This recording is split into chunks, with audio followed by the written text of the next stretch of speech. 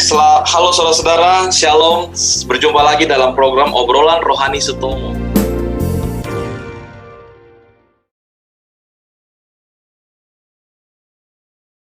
Kami di sini kembali lagi dalam pekan yang luar biasa, yaitu akan membahas firman Tuhan, pelajaran rohani yang sangat menjadi berkat bagi kita semua yang menyaksikan dan bagi kami yang akan membahasnya, mengobrolkannya.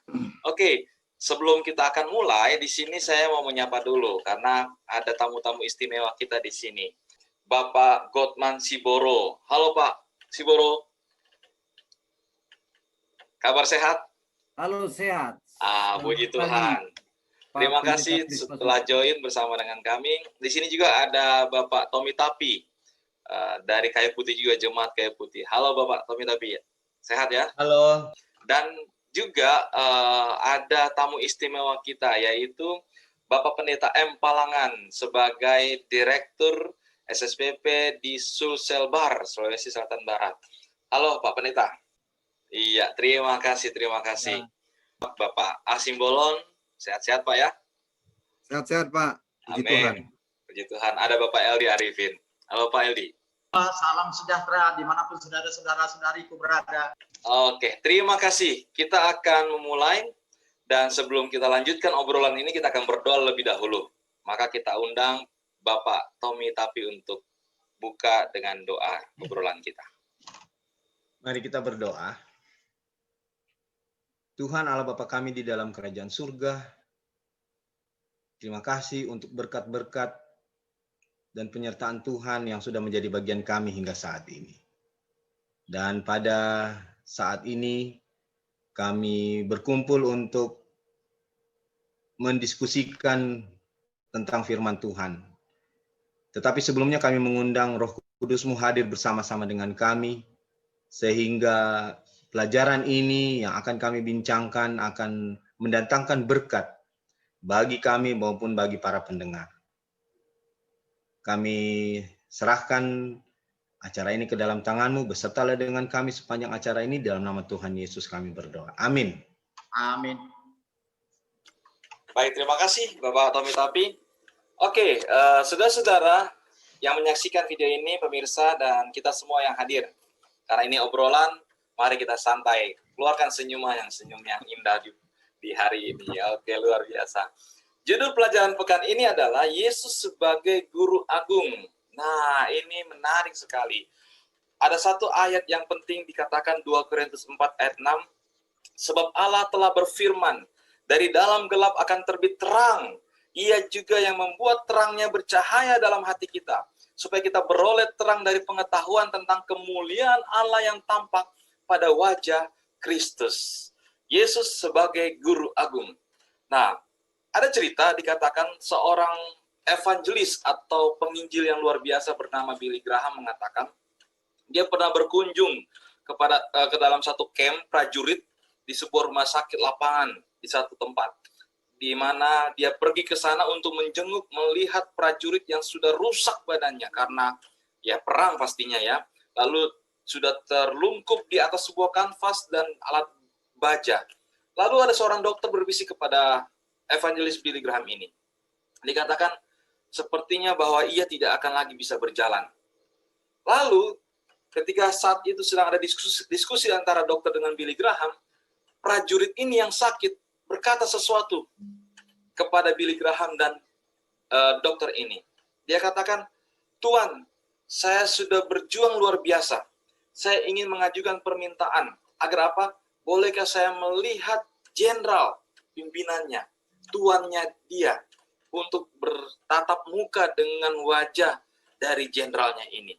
Lalu seketika juga akhirnya informasi ini sampai kepada jenderal tersebut. Dan akhirnya jenderal ini pun menyisihkan waktunya untuk datang bertemu dengan prajurit ini. Saudara tahu apa yang terjadi?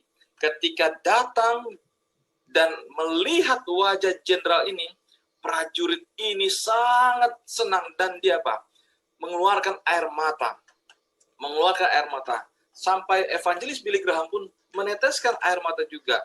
Betapa luar biasanya sebuah kesukaan yang dialami oleh prajurit ini ketika melihat langsung jenderalnya yang memang selama ini hanya memberikan tugas, mengutus dia untuk turun ke medan perang, tapi ketika saat akhir menjelang dia menderita dalam kesusahan karena akibat perang, dia boleh melihat jenderalnya yang sangat dia patuh, menurut, dan sangat dia hormati. Nah, saudara-saudara, saat ini juga kita melihat bahwa Yesus adalah guru agung. Pelajaran kita akan melihat, menggambarkan bagaimana Yesus sebuah pernyataan. Yesus adalah pribadi yang menyatakan Sang Khalik, Tuhan Allah Bapa.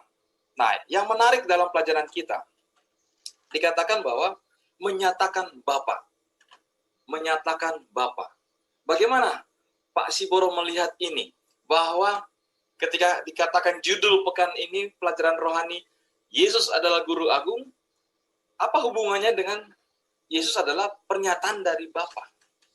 Pertanyaan yang sangat bagus, yang menggelitik hati kita, yang membuka pemikiran kita kenapa Yesus itu disebut guru agung yang menjadi penyataan Bapa. Saudara-saudara sekalian, saya sangat tertarik dengan judul ini yang menyatakan guru agung. Yesus itu adalah guru agung ketika dia di dalam dunia ini, dia berbicara dengan penuh kuasa. Dia menyampaikan apa yang dia terima dari Bapaknya. Dia menyampaikan firman yang selalu dia katakan, aku melakukan apa yang Bapakku suruh aku perbuat. Itulah Yesus itu. Dan ini salah satu yang luar biasa. Ketika Yesus berbicara, dia juga melakukan apa yang dia bicarakan. Seorang guru yang baik adalah melakukan apa yang dia sampaikan. Jadi ada juga guru-guru, dia berbicara A, tapi dia melakukan B. Inilah seorang guru yang luar biasa. Dan bagaimana dia menjadi penyataan Allah, saya sangat tertarik dalam membuka Alkitab kita di Perjanjian Baru, Ibrani 1, ayat 1 sampai 4. Saya ingin membacanya untuk kita semua. Setelah pada zaman dahulu, Allah berulang kali dalam berbagai cara berbicara kepada nenek moyang kita dengan perantaran nabi-nabi. Maka pada zaman hari ini, Ia telah berbicara kepada kita dengan perantaran anaknya, yang telah menetapkan sebagai yang berhak menerima segala yang ada. Oleh Dia, Allah menjadikan alam semesta. Kita juga percaya bahwa yang menjadikan alam semesta adalah Yesus sebagai pencipta. Nah, oleh Dia Allah telah menjadikan alam semesta. Ia adalah cahaya kemuliaan Allah dan gambar wujud Allah. Dalam Alkitab kita dinyatakan bahwa Yesuslah gambar wujud Allah dan menopang segala yang ada dengan firman-Nya yang penuh kekuasaan. Dan setelah Ia selesai mengadakan penyucian dosa, Ia duduk di sebelah kanan yang maha besar di tempat yang tinggi, jauh lebih tinggi daripada malaikat-malaikat. Saudara-saudara, saya sangat tertarik ini pertanyaan ini ya. Kalau dulu Allah berbicara dengan banyak nabi-nabi, tidak bisa sempurna. Karena nabi-nabi itu adalah manusia. Tetapi pada zaman kita sekarang ini, Yesus telah diutus. Dia adalah penyataan Allah yang terakhir dan lengkap. Dia sudah datang, tidak perlu lagi kita mencari-cari. Kita tinggal mencari Yesus, menerima Yesus sesuai apa yang tertulis di dalam Alkitab. Saya pikir inilah suatu hal yang perlu kita terima, dan Paulus juga menyampaikan itu dalam tulisannya, dan dikatakan bahwa bila mana Yesus datang sebagai sinar yang terang itu, maka segala kegelapan akan hilang. Mari kita terima Yesus sebagai guru yang agung itu. Sebagai guru yang menyatakan apa yang disampaikan, dia juga melakukannya, yaitu kasih. yang sempurna. Terima kasih. Mungkin itu yang bisa saya sampaikan. Pada judulnya memang Yesus sebagai guru agung. Nah, tadi udah disampaikan oleh Bapak Siboro. Yang disebut guru agung ini, dialah yang paling tinggi. Tidak ada lagi kemuliaan yang bisa mengalahkan atau yang mengungguli sang guru. Yesus sebagai pengantara, karena Bapa Allah yang di surga mengutuskan Yesus. Melalui firman-Nya, firman itu telah menjadi manusia di antara kita, diberikan kepada anak yang tunggal Yesus Kristus, penuh kasih karunia dan kebenaran. Tadi udah disinggung dengan Pak Siboro. Jadi kita menyatakan Bapak, mohon maaf, saya dari orang awam, sepertinya kita kepada orang tua kita, orang tua kandung, apa harus perbuat? Pengabdian apa yang harus kita lakukan? Kita harus menuruti perintah orang tua kita supaya kita selamat. Nah, di dalam firman Tuhan mengatakan tidak seorang pun yang pernah melihat Allah. Tetapi anaknya yang tunggal, Allah lah yang ada di pangkuan Bapa, dialah yang menyatakannya. Jadi Yesus, kalau kita manusia seperti orang awam atau orang kita biasa begini, kita menyatakan saya tidak pernah melihat Allah. Memang tidak mungkin kita sebagai orang awam melihat Allah. Tetapi melalui perantaranya Tuhan Yesus Kristus, dialah yang bisa melihat, menemui jalan kebenaran. Jadi kalau menurut saya, kalau kita umat yang sisa ini kita bertekun, kita memang harus patuh, kita memang harus sangat yakin bahwa melalui firman Tuhan kita harus betul-betul percaya adanya Tuhan Yesus dan kita percaya adanya Bapa yang ada di surga. Tanpa melalui Tuhan Yesus, kita tidak mungkin akan sampai di surga. Saya mau bertanya, Pak Pendeta. Ini tadi sudah dipaparkan oleh Pak Siboro dan Pak Eldi. Tapi sepertinya masih di depan pintu. Ya, belum masuk dia. Sebenarnya hanya menyatakan Yesus datang, dia menyatakan Bapa. Ini masih bersifat soft skill. Ya, kita perlu lebih teknis. Jadi apa maksud dan tujuannya? Terus bagaimana caranya gitu loh. Jadi ya dia mencerminkan, apanya sih yang mencerminkan gitu loh. Kalau anak saya punya anak, dia mencerminkan kenapa wajahnya mirip sama saya. Ya, apa yang dilihat wajahnya Yesus? Mirip Bapa. Tidak ada yang bisa melihat wajah Tuhan Allah itu. Jadi mungkin lebih spesifik lagi mungkin Pak Siboro dan Pak Eldi, sebenarnya apa sih kok menyatakan Bapa gitu loh. Ya, itu seperti sebuah take it for granted. Wah, Yesus datang seperti Bapa. Apanya sih? Kemudian apa yang dia lakukan gitu loh. Kenapa mesti repot-repot sih? Gitu loh. Itu yang belum kami jelas itu Pak Siboro dan Pak Eldi. Mungkin bisa lebih teknis lah gitu loh. Silakan Pak. Oke. Wah, ini udah dipancing nih kayaknya nih. Jadi bisa jadi panas ini obrolan ini, mantap ini. Bagaimana? Ada pendapat lebih tambahan lagi baik Pak Siboro atau Pak Eldi? Silakan. Oke, ini sangat menarik apanya. Jadi kalau kita membaca, saya tidak bisa ambil ayat yang persis, tapi dalam Yohanes 3 ayat 16, begitu besar kasih Allah bagi dunia ini sehingga ia mengaruniakan anaknya yang tunggal itu.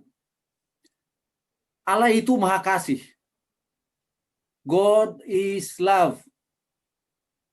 Dan itulah sebenarnya yang diwujudkan oleh Yesus. Dia nggak hanya mengatakan saya merepresentasikan Bapa yang maha kasih itu. Bukan hanya itu. Tetapi dia mati di kayu salib. Real. Apa yang dia katakan dia sampaikan, dia lakukan. Sampai mati di kayu salib pun itu seorang guru itu melakukan apa yang dia katakan. Itu wujud yang saya pikir bisa saya sampaikan. Dan saudara-saudara sekalian, sometimes kita perlu take it for granted, ya. Saya mau sampaikan, sudah disampaikan berkali-kali bahwa Allah ingin keselamatan dunia ini, manusia. Kita tinggal mau percaya enggak. Ketika kita percaya, maka kita diselamatkan. Tetapi harus seperti Yesus kita juga. Ketika kita percaya, kita melakukan apa yang kita percayai.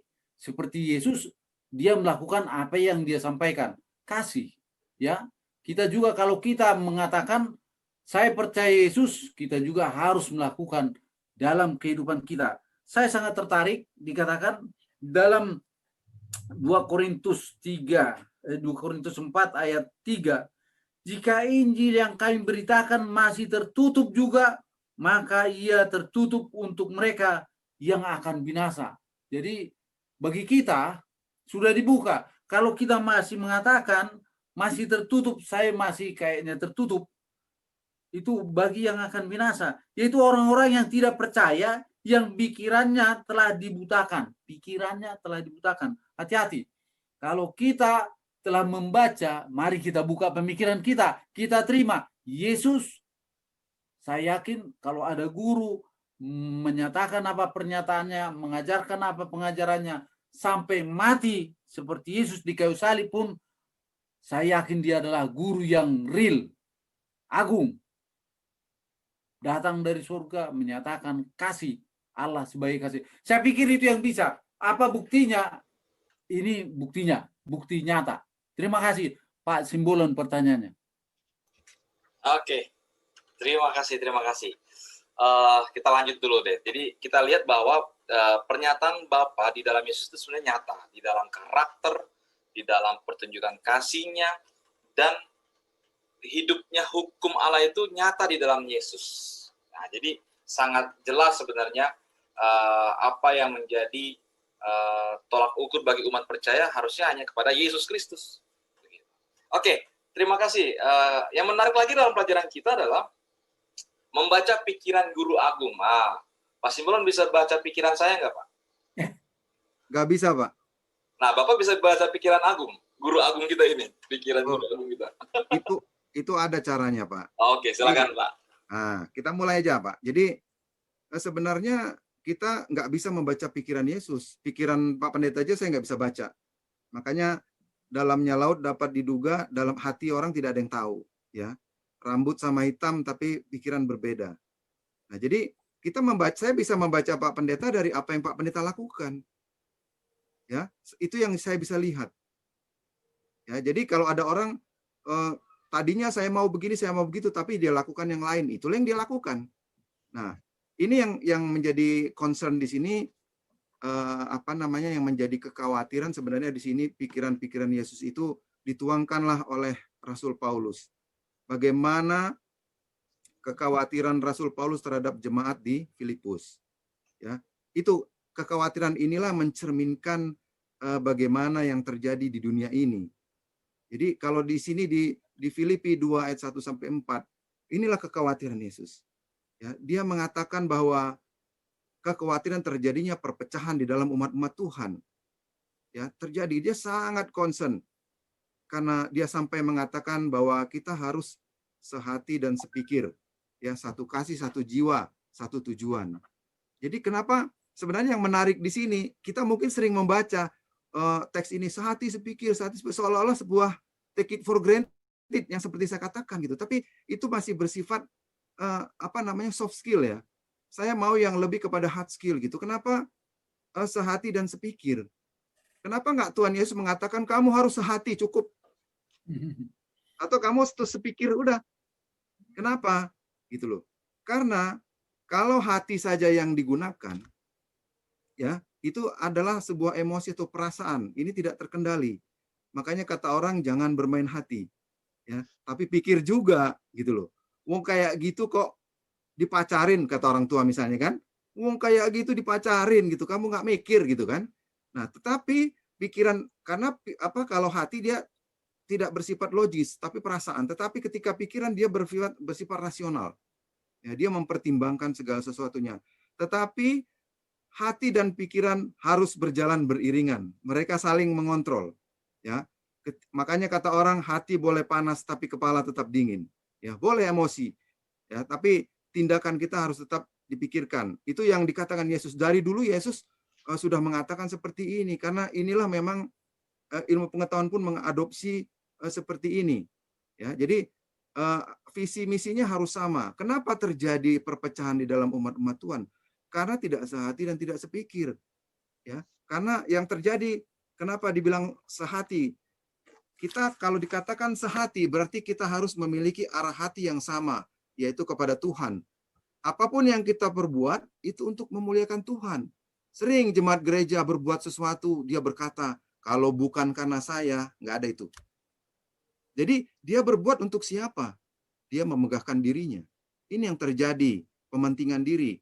Ya, kenapa harus sepikir? Kita harus pikiran kita dikuasai oleh kebenaran yang sama, yaitu firman Tuhan. Ya, kenapa kita harus satu kasih? Karena kita harus mengasihi kita dan mempersatukan kita dengan Bapa di surga. Tuhan, makanya tadi saya katakan di awal-awal, apa sih tujuan Yesus datang? Ya, dia mendamaikan manusia dengan dirinya. Ya, Tuhan Allah mengutus. Jadi perlu kita ketahui bahwa Allah dan Yesus adalah dua pribadi yang berbeda, tetapi mereka memiliki karakter yang sama. Kalau memang dia satu pribadi, kenapa Yesus berdoa sama Allah? Ya, itu yang perlu kita ketahui, bahwa makanya ketika dia turun ke dunia, dia mencerminkan bagaimana Allah Bapa itu, apa yang dia lakukan, karakternya, tindakannya, bukan wajahnya. Kita nggak tahu wajah Allah seperti apa. Ya, wajah Yesus, karena ini arahnya tadi ada namanya inkarnasi. Ya, inkarnasi adalah bagaimana roh itu menjadi daging. Kenapa dia harus menjadi manusia? Karena supaya dia bisa masuk. Ya, makanya kalau perang gerilya itu dilakukan di masyarakat supaya tidak bisa dibedakan. Paling susah memberantas perang gerilya, sama semua. Gitu ya, dia masyarakat biasa, dan demikian juga Yesus supaya tidak bisa dibedakan dia dengan Tuhan. Tetapi ya ini agak sedikit ya, karena ini hard skill.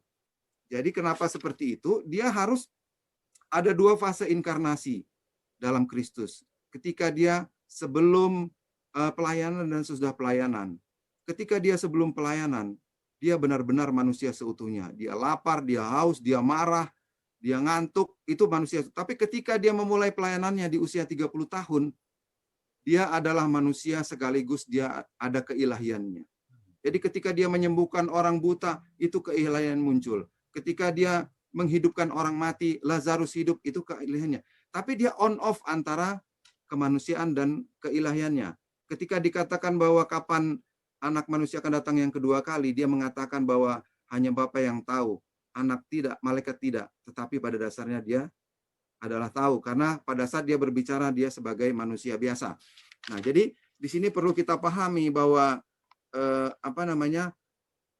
membaca pikiran Guru Agung, kita hanya bisa membaca pikiran Yesus dari apa yang dia lakukan, dari apa yang diberikan contoh kepada kita, ya, yang harus kita tiru. Kita cukup meniru Yesus, nggak usah pikir yang jauh-jauh.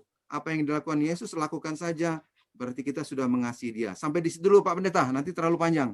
Bagaimana Pendeta menanggapi tentang hal ini sampai saat ini kita bicara, Pendeta, tentang pernyataan Bapa, lalu pikiran Guru Agung kita? Ya, kita patut bersyukur kepada Bapa oleh karena dia rindu agar manusia mengetahui akan rencana Allah dan mengetahui maksud Allah dan mengetahui dirinya sendiri. Sehingga Bapa mengutus anaknya yang tunggal Yesus Kristus ke dunia ini menyatakan akan kasih, kuasa, kebesaran, dan rencana Bapa bagi manusia.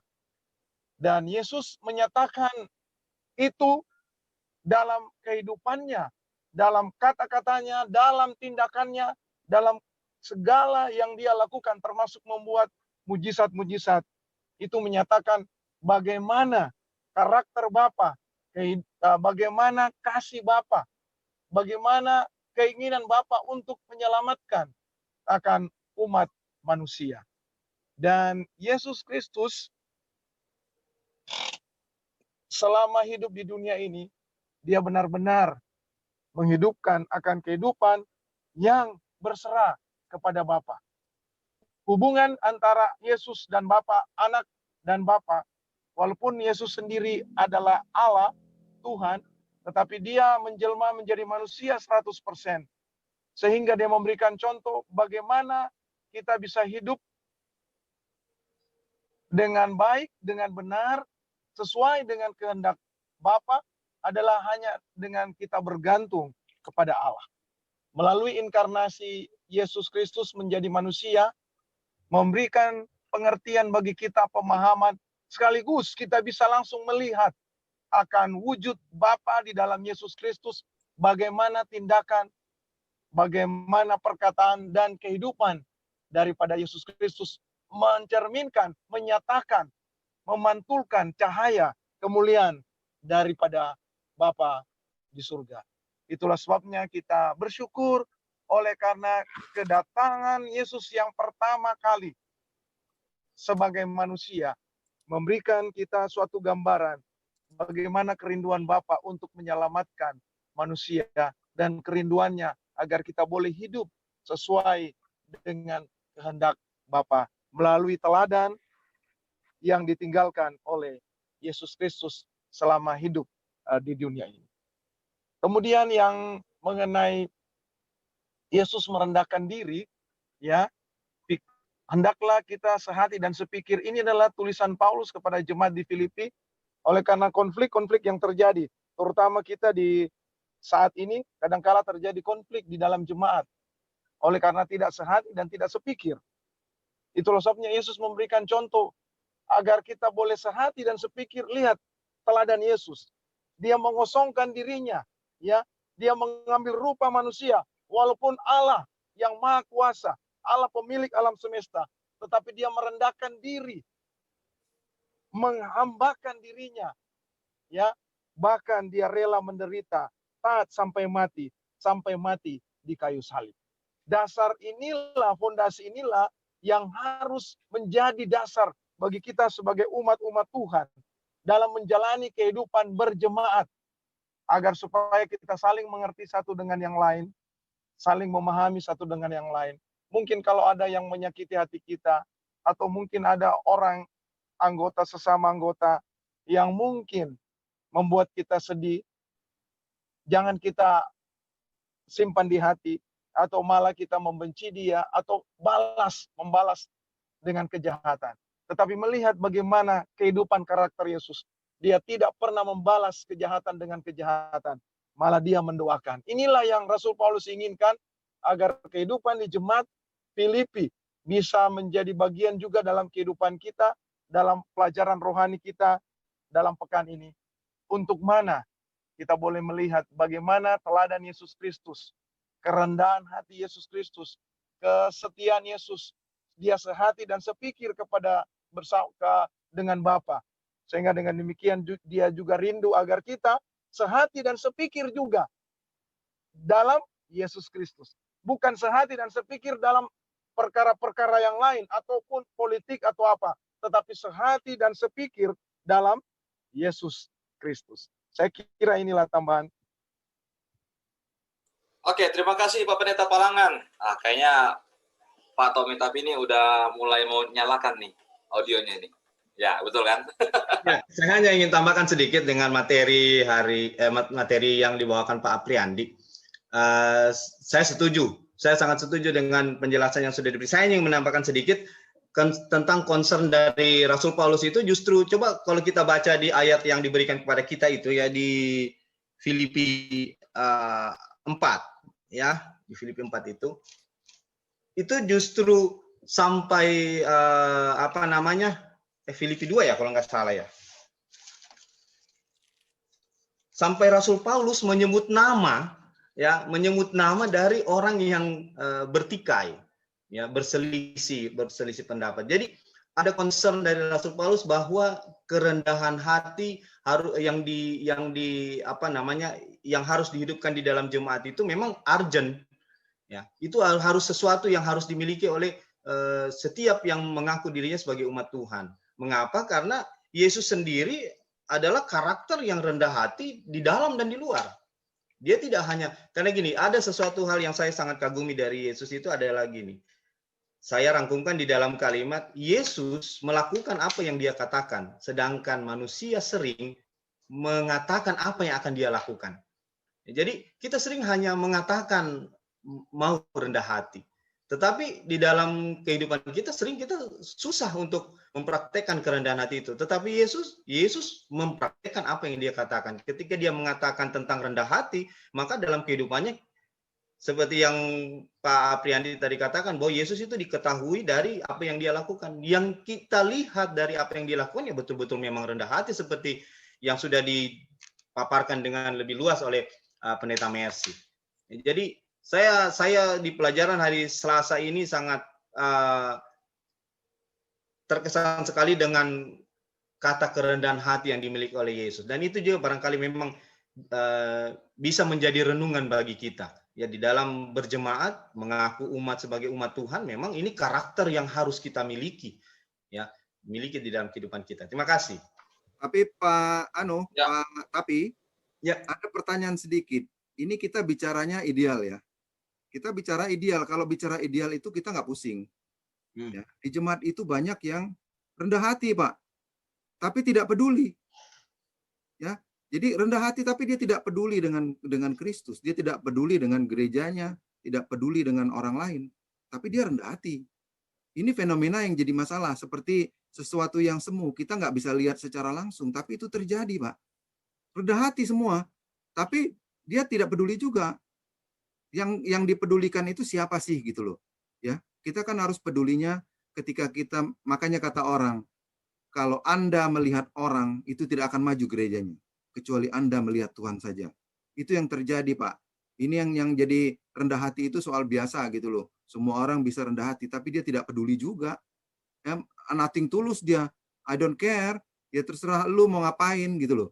Ya, tidak peduli. Makanya seringkali terjadi ibadah-ibadah itu menjadi seperti kuburan, ya, seperti keluarga kecil gitu loh. Kenapa?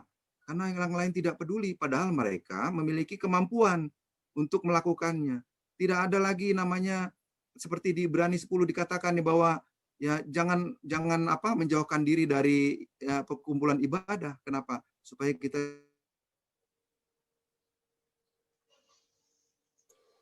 Wah, ada gangguan sepertinya Pak Simbolon ini. Oke, ada tambahan tadi Pak Tapi. Ya, saya justru itu yang jadi masalah, Pak.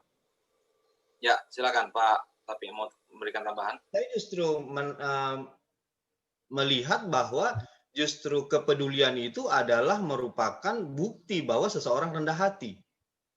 Kalau dia tidak peduli, dia tidak mungkin kita sebut rendah hati. Artinya gini, rendah hati itu kan sesuatu yang predikat yang diberikan seseorang lain kepada diri kita. Bukan kita yang menilai diri kita bahwa kita rendah hati. Orang yang menilai diri kita seseorang itu rendah hati atau tidak. Dari mana orang tahu itu? Seperti kita kepada Yesus, apakah Yesus mengatakan bahwa saya rendah hati? Tidak, kita yang mengatakan bahwa dia rendah hati. Dari mana kita tahu bahwa dia rendah hati? Dari apa yang dia lakukan. Jadi kalau kemudian apa yang dia lakukan tidak menunjukkan kerendahan hati, kita tidak akan menyebut dia seorang yang rendah hati. Justru kita menyebut dia seorang yang rendah hati karena kehidupan yang dia hidupkan itu memang menunjukkan kerendahan hati. Ya, itu pendapat dari saya. Oke. Terima kasih, ini menarik sekali. Baik. Halo? Ya, Pendeta, silakan Pendeta, Parangan. Saya mau tambahkan. Jadi Filipi ini 2 mengatakan kita harus merendahkan diri, ya, sehati sepikir yang terdapat dalam Yesus Kristus. Ya, jadi ada kata dalam Yesus Kristus. Jadi kalau kita rendah hati dalam Yesus Kristus, kerendahan hati Yesus Kristus nampak terpancar dari pelayanannya. Bahkan dia sampai mati di kayu salib. Jadi kalau kita mengatakan ada orang jemaat rendah hati tapi tidak mau melayani, kerendahan hati dari mana itu? Kalau kerendahan hati yang terdapat dalam Yesus, wujudnya itu terpancar daripada kehidupan dan pelayanannya sebagaimana dengan Yesus. Jadi ini yang saya mau tambahkan. Oke, terima kasih Pendeta Palangan. Oke, kita akan lanjut dalam pelajaran berikut ini bahwa guru ada di mana guru agung itu dan rekonsiliasi. Apa yang dimaksudkan dalam pelajaran kita pekan ini menyinggung tentang guru agung dan rekonsiliasi. Kita ingat bahwa pelajaran yang sebelumnya, pekan lalu, bahwa banyak hal hikmat manusia, teori, filsafat manusia yang ingin menyangkal atau menolak akan asal-usul kehidupan manusia. Dan tetapi pada dasarnya hikmat manusia atau keadaan hidup manusia tidak bisa menjawab segala sesuatu yang terjadi dalam hidupnya manusia itu sendiri. Nah, oleh sebab itu, saudara-saudara, hal yang menarik dalam pelajaran kita pekan ini juga berbicara guru agung dan rekonsiliasi. Ini hal yang penting. Bahwa jawaban dari untuk mendapatkan pemulihan atau perbaikan hidup, baik secara moral, baik secara karakter itu, hanya terdapat di dalam guru agung. Yang menjadi masalah adalah, kita ingat pelajaran pekan lalu, bahwa banyak orang menolak akan ini. Tidak percaya kepada Tuhan. Malah dikatakan, firman Tuhan katakan Mazmur 53 ayat 1. Orang bebal berkata dalam hatinya, tidak ada Tuhan. Menolak Tuhan. Tetapi pertanyaan saya kepada orang bebal itu, kita bukan orang bebal di sini ya. Kalau saya bertanya kepada orang bebal, hai orang bebal, bisakah kalian menjawab tentang penderitaan manusia? Bisakah kalian bisa menjawab tentang bagaimana pemulihan dari kesusahan yang terjadi di manusia? Saat ini, seperti saat ini kita. Tidak ada bisa menjawab itu. Hikmat manusia tidak akan bisa menjawab tentang perkara-perkara kesusahan, penderitaan, dan juga kematian, dan segala sesuatunya. Hanya ada di dalam siapa? Guru agung ini. Maka di dalam guru agung ada rekonsiliasi. Jadi luar biasa. Saya sangat senang melihat pelajaran kita dari hari pertama, di mana dibahas Pak Siboro tentang pernyataan Allah, lalu bagaimana pikiran fokus dari Yesus Kristus itu yang luar biasa, dan di dalam Yesus pun ternyata ada sebuah janji rekonsiliasi. Jadi saudara-saudaraku, di pelajaran kita, dialah Allah Tuhan yang memberikan pemulihan, penebusan, menyempurnakan keadaan kita manusia ini. Dan itu sebuah hal yang enak dan indah. Dan tidak pusing kepala kita memikirkan asal mula kehidupan, tidak pusing kita bagaimana berpikir tentang menyelesaikan masalah penderitaan manusia ini. Tapi ketika kita meletakkan percaya kepada Tuhan Yesus, Guru Agung ini, maka segala sesuatu kita bisa yakini dan bisa diberikan pengertian, mengerti, memahami segala sesuatunya. Karena kita percaya di dalam Dia. Nah, makanya inkarnasi Kristus ini sangat penting. Sebagaimana Dia berperan di dalam segala hal. Baik menyatakan kehendak Bapa, baik menaruh pikiran Bapa dan menghidupkannya dalam kehidupan menjadi teladan bagi kita, yang membentuk kita, serta memberikan janji pemulihan bagi kehidupan kita yang akan datang. Nah, saudara-saudara, apakah ada tambahan mengenai ini, rekonsiliasi ini? Karena memang sangat penting rekonsiliasi ini. Yesus itu memberikan contoh ya, rekonsiliasi bagaimana Yesus datang untuk memulihkan hubungan manusia dengan Allah. Ya kan? Nah, terus so what gitu loh. Kalau udah pulih secara alam semesta, udah dong. Terus apa sih gitu loh. Kalau udah pulih ya udah gitu loh. Terus apa yang hikmah yang bisa kita ambil dari sini? Ya. Bagaimana Yesus memulihkan hubungan antara manusia dengan Allah? Itu sudah pulih. Tetapi yang menjadi PR di sini adalah bagaimana memulihkan hubungan antar manusia, horizontal. Ini yang jadi masalah sampai detik ini. Ya kan? Kenapa Tuhan kalau nggak mau pusing, ya kalau nggak damai, kamu dihukum saja. Tapi tidak bisa. Tuhan itu penuh kasih. Ya, saya kalau di pekerjaan saya, kalau ada misalnya dari cabang-cabang kami di wilayah yang bandel, mereka bikin instrumen macam-macam, itu nggak ada efeknya saya bilang. Hukum saja langsung sekalian. Kasih aja peringatan. Pasti patuh saya bilang. Tetapi Tuhan tidak bisa melakukan hal itu. Oke. Lucifer salah saja nggak dihabisin kok sama Tuhan. Ya, justru Tuhan itu membuktikan bahwa dia penuh kasih. Nah, ini juga, tapi sayangnya manusia tidak mau mencontoh apa yang dilakukan Yesus. Mereka lebih pada mementingkan diri sendiri. Sehingga itulah kenapa rekonsiliasi antar manusia itu sangat sulit dilakukan.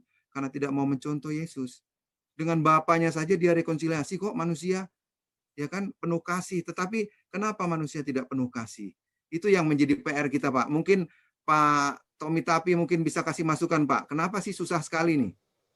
Saya bukan mau nambahkan, saya justru mau bertanya dulu, Pak. Artinya sebelum kita kemudian lebih jauh, ini rekonsiliasi ini apa sih maksudnya rekonsiliasi? Artinya ya siapa tahu ada yang belum mengerti. Tapi apa sebenarnya pengertian dari rekonsiliasi? Kalau berbicara mengenai masalah keuangan, gampang kita sering sekali kita dengar rekonsiliasi. Ya, tapi kalau pengertian rekonsiliasi secara definisi seperti apa ini, Pak? Secara Alkitabiah.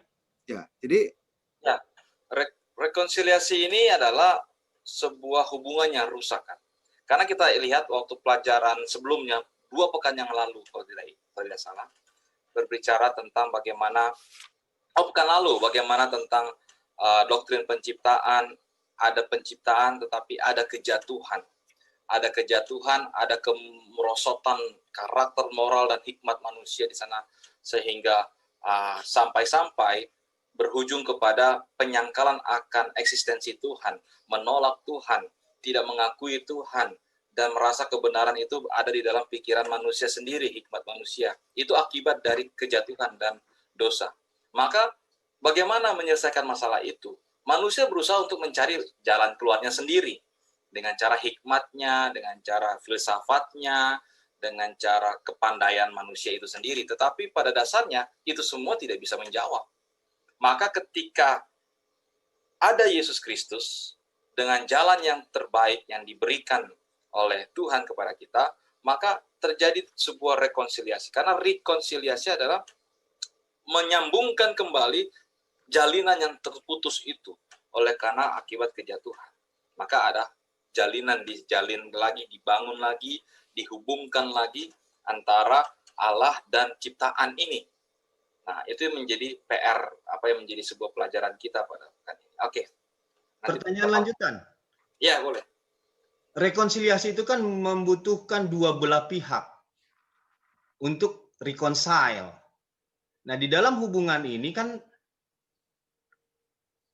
reconcile antara siapa dan kemudian satu pihak melakukan apa, yang pihak lainnya melakukan apa, kan itu. Artinya reconcile kan artinya titik tengah. Kita bagaimana kita mendamaikan ya, mensejajarkan lah. Gitu. Lalu pengertiannya bagaimana dengan rencana penebusan itu ya? Karena kalau kita mendengar Allah memperbaiki hubungan, berarti kan cuma satu sisi kan, dari satu pihak saja. Pihak yang lain melakukan apa? Nah, di dalam kaitannya ini bahwa yang menjadi putus hubungan itu antara manusia atau ciptaan itu dengan Tuhan Allah pencipta. Tuhan Allah Bapa kita, pencipta kita. Maka ketika pelajaran kita berbicara tentang guru agung itu, yaitu Yesus Kristus itu, maka di dalam Yesus inilah menjadi pribadi yang menyatukan kembali akan sebuah hubungan itu, sebuah cedera perjanjian itu. Cedera perjanjian itu, perjanjian kepada manusia yang sebenarnya Tuhan ingin memberkati dan sebagainya, tetapi karena manusia memilih lebih pada memberontak dan berdosa, maka tidak ada cara. Bagaimana cara untuk melakukannya? Satu-satunya adalah kalau di perjanjian lama maka diberikanlah korban bakaran, rancangan bait suci, pelayanan bait suci itu menjadi sebuah rekonsiliasi bagi umat Israel dengan Tuhan. Itu menjadi sebuah perlambangan dari Yesus Kristus. Dan inilah pelajaran kita guru agung. Atau Pendeta Palangan, tambahkan. Oke, rekonsiliasi ini kenapa pelajaran kita rekonsiliasi oleh guru yang agung? Oleh karena manusia telah jatuh ke dalam dosa. Dan dosa menyebabkan terjadinya perpisahan yang kekal dengan Allah. Itu sebabnya dikatakan dalam Roma, upah dosa adalah maut. Dan karunia Allah adalah hidup yang kekal. Dengan kata lain, tidak ada jalan lain sejak kejatuhan, kita harus mati. Maut artinya kematian kekal. Tetapi oleh karena Yesus Kristus telah mati, menjembatani kita, ini yang disebut dengan rekonsiliasi, membuat rekonsiliasi dengan Bapa, menjembatani kita dengan Bapa. Sehingga hubungan kita dengan Bapa yang tadinya putus oleh karena dosa, ya, dijembatani oleh Yesus Kristus. Saya yang tanya kita tidak bisa lagi bertemu kembali dengan Bapa oleh karena dosa, tetapi melalui Yesus Kristus kita diperdamaikan. Istilahnya, Alkitab mengatakan diperdamaikan dengan Allah. Dengan kata lain, kalau kita sudah diperdamaikan, maka satu saat kita akan bisa ketemu kembali karena kita sudah diperdamaikan dengan Allah melalui kematian anaknya Yesus Kristus. Jadi rekonsiliasi itu begitu penting. Tanpa rekonsiliasi mustahil keselamatan kita peroleh, ketemu kembali dengan Bapa tidak akan mungkin. Demikian juga apabila ada terjadi clash di antara umat-umat di anggota satu jemaat, maka perlu rekonsiliasi. Namun oleh karena terjadinya perbedaan karakter budaya masing-masing sehingga susah untuk rekonsiliasi. Makanya rekonsiliasi hanya bisa terjadi kalau kita menghidupkan standar bagaimana kehidupan Yesus dalam Filipi pasal yang kedua. Maka rekonsiliasi akan bisa terjadi di dalam jemaat Tuhan. Berarti dalam hal ini berbicara mengenai Yesus Guru Besar sebagai pendamai ya? Iya, sebagai pendamai. Oke, terima kasih. Oke, terima kasih Pendeta Palangan, keynote speaker kita. Baik, bagaimana sekarang saya mau bertanya, Pak Tommy, tapi tadi banyak bertanya, kita tanya balik lagi beliau sekarang. Murid-murid pertama nih, siapa nih murid-murid pertama Guru Agung, dan apa yang mereka kerjakan, apa yang mereka lakukan, apakah mereka sepenuhnya ikut teladan Guru Agung itu, atau jangan-jangan di antara murid juga ada pengkhianat kan gitu. Ya, silakan. Ya, murid-murid pertama Guru Agung. Jadi ini waktu saya pertama baca judul ini, murid-murid pertama Guru Agung, saya berpikir ketika berbicara mengenai murid-murid, maka ya biasanya yang terfikirkan adalah yang 12, bahkan yang 70 barangkali. Ya. Tetapi justru di dalam pelajaran ini yang disoroti adalah justru di luar dari yang itu. Ya, jadi memang judulnya pas ini, murid-murid pertama. Ya. Ini kalau dilihat ini dilandaskan pada Lukas pasal 2. Ya. Saya kalau bisa saya mau bacakan ini karena ini sangat menarik ini. Lukas pasal 2 adalah jadi cerita mengenai kelahiran Yesus dan berita itu datang kepada gembala-gembala dan orang Majus. Tapi yang sangat menarik di sini adalah dalam pelajaran kita ini respons. Ya, respons dari murid-murid ini. Respon dari murid. Jadi ketika gembala-gembala itu di dalam pelajaran kita itu dimulai pada ayat 11 pekabaran itu. Tapi saya ingin baca dari ayat 10. Lalu kata malaikat itu kepada mereka, jangan takut. Sebab sesungguhnya aku memberitahukan kepadamu kesukaan besar untuk seluruh bangsa. Pekabarannya ini, kesaksiannya ini. Hari ini telah lahir bagimu juru selamat, yaitu Kristus Tuhan di kota Daud. Ya, nah yang pertama ya ketika berbicara ini saya berpikir ini kesaksian, ini buku Lukas ditulis oleh Dr. Lukas, bukan ditulis oleh para gembala. Ya, jadi ketika dia menulis ini kesaksian siapa ini? Ya, ini kesaksian siapa? Dan kalau saya baca pelajarannya, maka inilah kesaksian dari murid-murid yang pertama itu. Ya, kesaksian dari murid-murid yang pertama itu adalah ini. Telah lahir bagi kita seorang juru selamat, yaitu Kristus Tuhan di kota Daud. Bagaimana kita tahu bahwa mereka bersaksi? Ayat 11. Ya, di ayat 11 kita akan dapat kesaksian bahwa mereka bersaksi, yaitu bahwa dan ketika mereka melihatnya, mereka memberitahukan apa yang telah dikatakan kepada mereka tentang anak itu.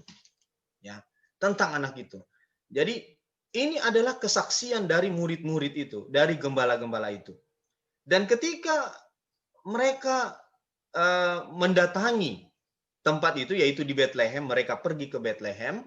Ya, saya tidak mau panjang-panjang cerita tentang orang Majus, tapi saya ringkaskan, mereka datang, ya, walaupun dalam waktu yang berbeda. Ya, kalau kita pelajari lebih jauh, itu waktu yang berbeda, tidak ketika gembala datang dan kemudian sesudah gembala keluar orang Majus datang. Itu adalah waktu yang berbeda. Ya, tapi kita tidak ke arah situ. Tetapi yang saya ingin angkat di sini adalah soroti adalah respons dari gembala-gembala itu.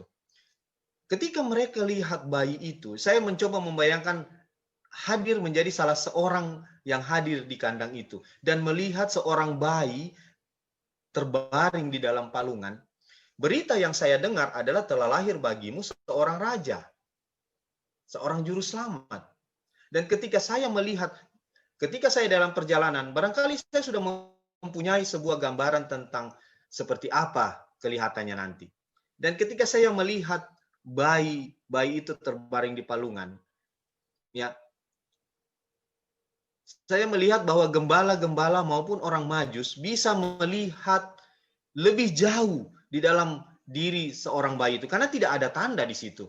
Tidak ada tanda di bayi itu bahwa oh ini adalah ya, barangkali kalau sekarang sering digambarkan itu, kalau dibilang saint maka akan ada lingkaran putih ataukah ada cahaya seperti bulan di belakang kepalanya, bahwa itu ada orang suci. Tapi ketika mereka melihat bayi itu, mereka lihat seperti bayi pada umumnya. Tetapi respons yang mereka berikan adalah ketika mereka melihat bayi itu, mereka langsung menyembahnya. Mereka langsung menyembahnya.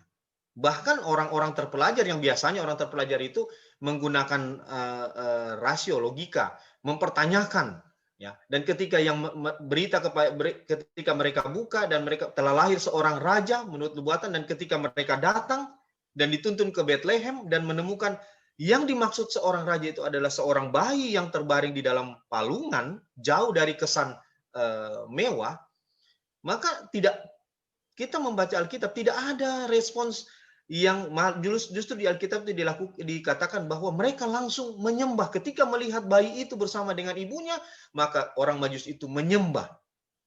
Langsung menyembah.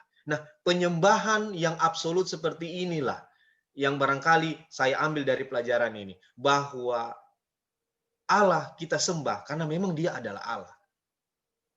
Dia adalah Allah. Saya menyembah Tuhan karena memang Dia adalah Tuhan.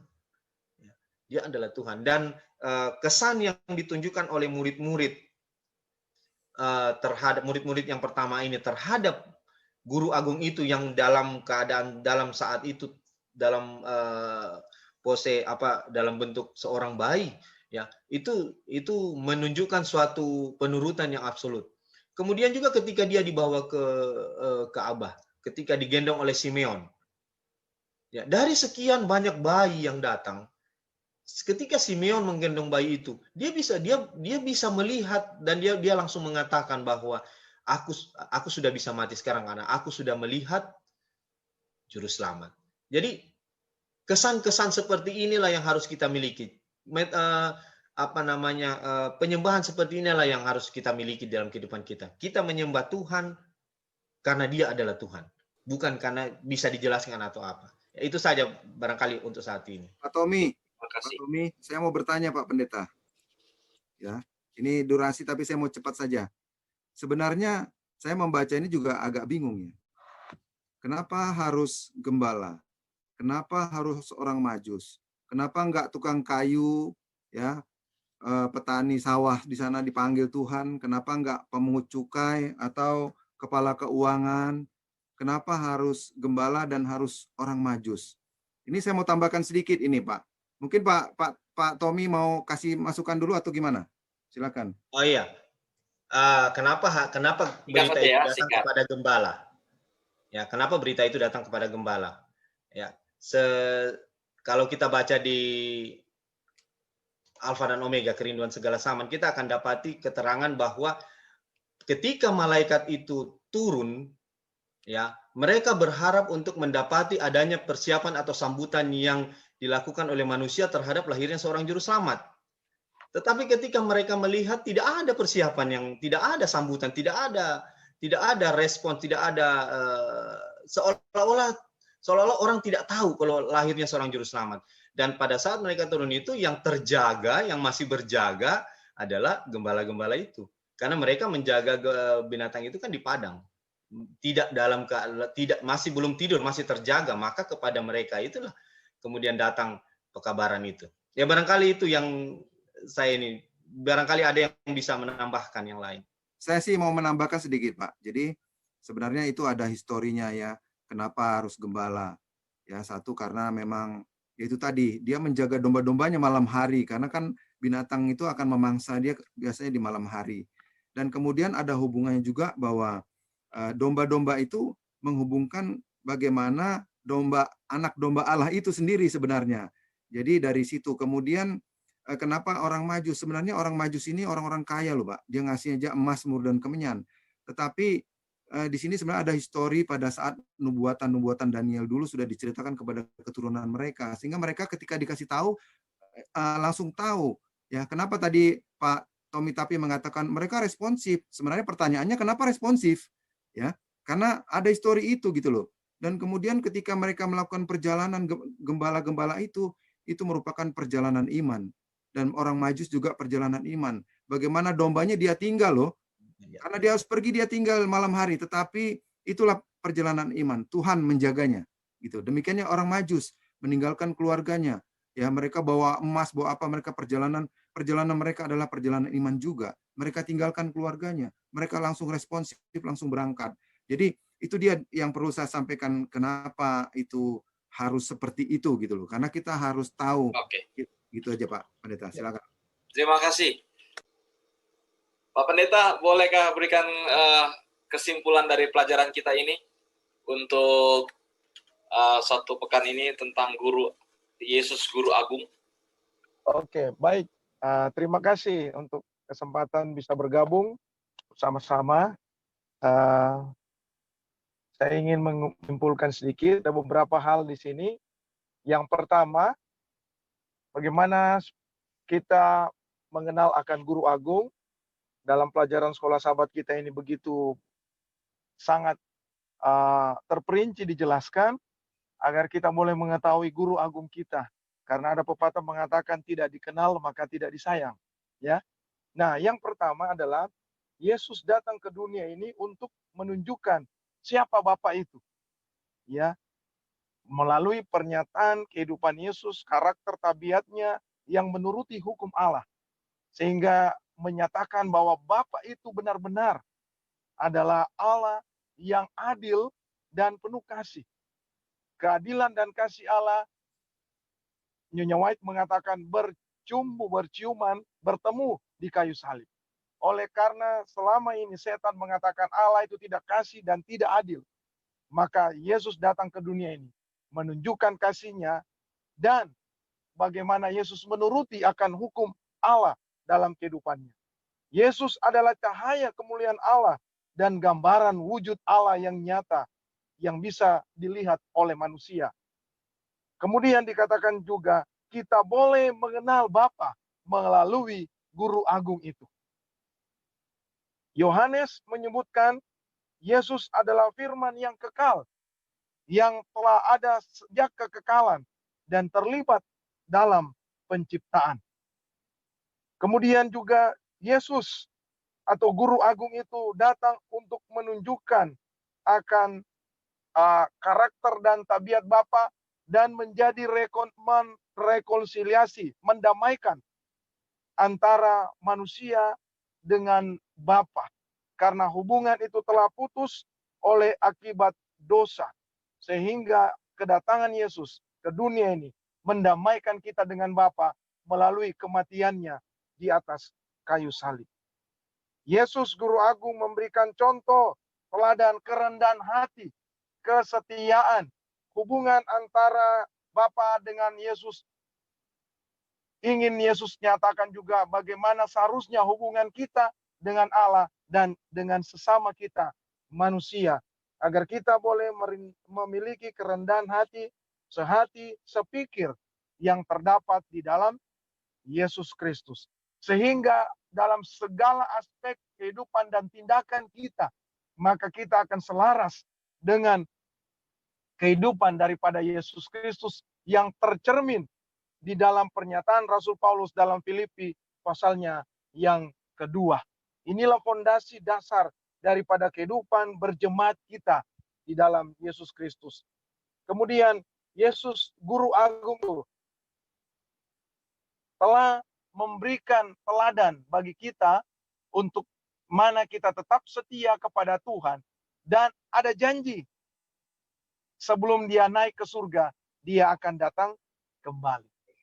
Janji Tuhan inilah yang memberikan kita motivasi dan semangat untuk senantiasa taat kepada Guru Agung kita, menuruti akan segala pengajaran teladan yang ditinggalkan oleh Guru Agung kita, karena satu saat Guru Agung kita akan kembali lagi.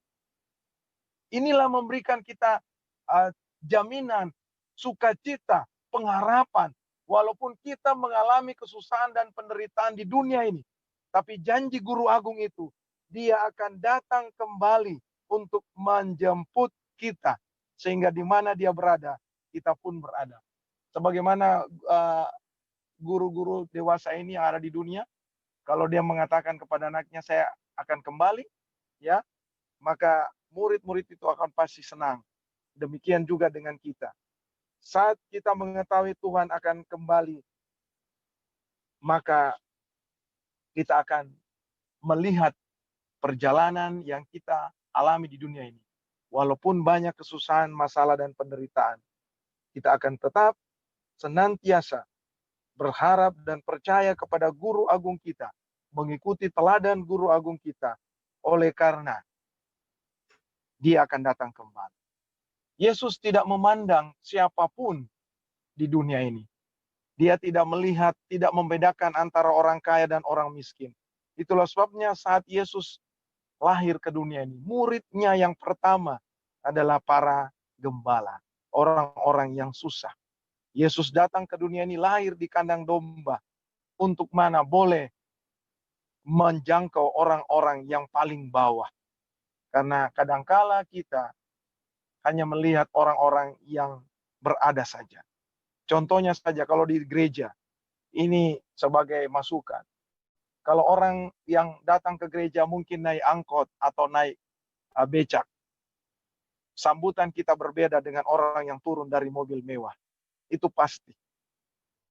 Kita kalau orang turun dari mobil mewah, kita langsung sambut. Waduh, selamat datang, selamat datang.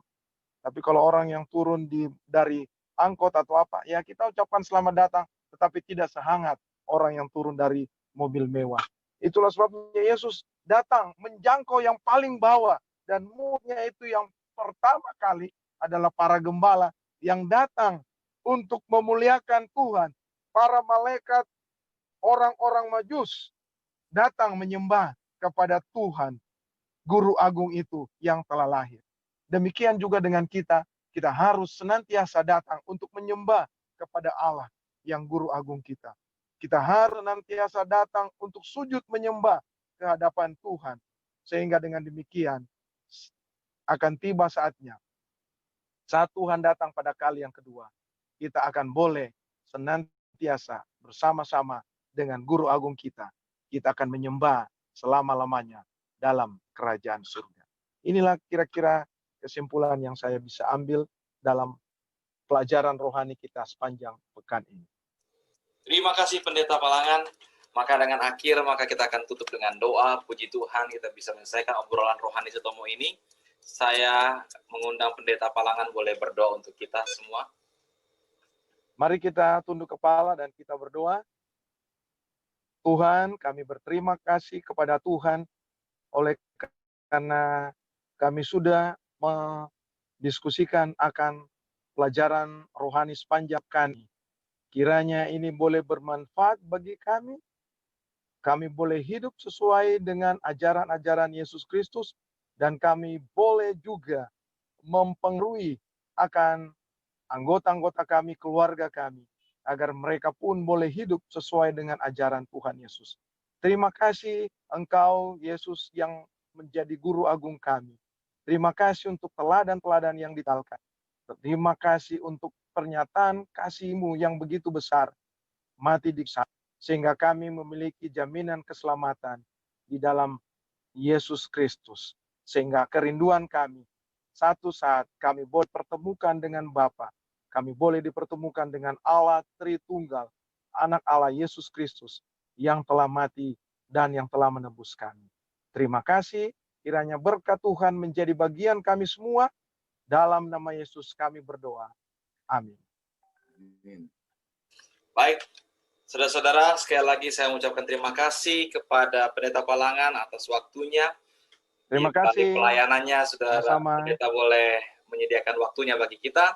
Terima kasih juga kepada Ketua Jemaat Kayu Putih, Bapak Siboro dan Bapak Tapi, oleh waktunya bersedia bergabung dengan kita. Dan para pemirsa, saksikanlah pelajaran pekan ini, pelajaran rohani melalui YouTube channel. Maka saudara boleh melihatnya di nama channel kita GMHK Kayu Putih Cabang Sutomo. Dan saudara boleh bagikan juga video ini menjadi berkat bagi setiap orang. Terima kasih, berjumpa lagi di pekan berikutnya. Tuhan memberkati. Terima kasih semuanya. Terima kasih.